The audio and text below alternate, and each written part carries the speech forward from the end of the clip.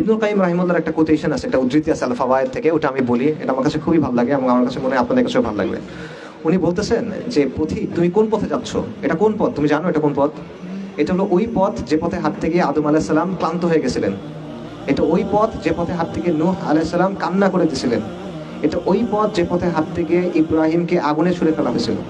এটা ওই পথ যেখানে হাত থেকে ইসমাইলকে শোয়ানো হয়েছিল জবেহ করার জন্য। এটা ওই পথ যেটার জন্য সস্তা দামে বিক্রি করে দেওয়া হয়েছিল ইউসুফ আলাইহিস সালামকে, কারাগারে থাকতে হয়েছিল থেকে কয়েক বছর। এটা ওই পথ যেখানে হাঁটার জন্য জাকারিয়াকে করাত দিয়ে দ্বিখণ্ডিত করা হয়েছিল। এটা ওই পথ যেখানে যাওয়ার জন্য জবেহ করা হয়েছিল সাইয়্যিদিনা ইয়াহইয়াকে। এটা ওই পথ যেখানে আইয়ুব আলাইহিস সালাম রোগে ভুগছিলেন। এটা ওই পথ যেখানে দাউদ আলাইহিস সালাম তার কান্না সব সীমা অতিক্রম করে চলে গেছিল। এটা ওই পথ যেখানে হাত থেকে ঈসা আলাইহিস সালাম নিঃসঙ্গ জীবনযাপন করতে হয়েছে। এবং এটা ওই পথ যেখানের জন্য রাসূলুল্লাহ সাল্লাল্লাহু আলাইহি ওয়াসাল্লামকে অসংখ্য কষ্ট সহ্য করতে হয়েছে। এটা ওই পথ। তো তুমি কোন পথে হাঁটতেছো? তুমি এখনো খেল তামাশার মধ্যে আছো। পথিক, তুমি কোন পথে যাচ্ছ? এটা হলো ইবনুল কাইয়িমের কথা। এইটা আপনাদের জন্য, আমারও আপনাদের জন্য কথা। আপনারা সিরিয়াসলি চিন্তা করেন। আমার কথা হয়তো বা আপনারা যেরকম এক্সপেক্ট করছেন ওরকম হয় নাই, বাট আমার মনে হয় এই জিনিসটা আমাদের সবার চিন্তা করা দরকার।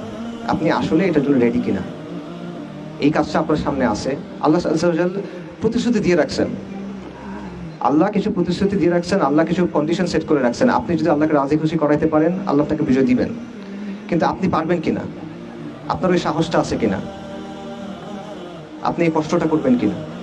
এটা চিন্তা করার দরকার আছে। নাকি এটা আপনি একটা পার্ট টাইম জিনিস হিসেবে করবেন? আসছেন, ঘুরছেন, কথা শুনছি, অটোগ্রাফ নিছি, সেলফি দিছি, বই তুলছি, মানে বই কিনছি, চলে গেছি, ভালো লাগছে, গেছি গা, এরকম কিনা?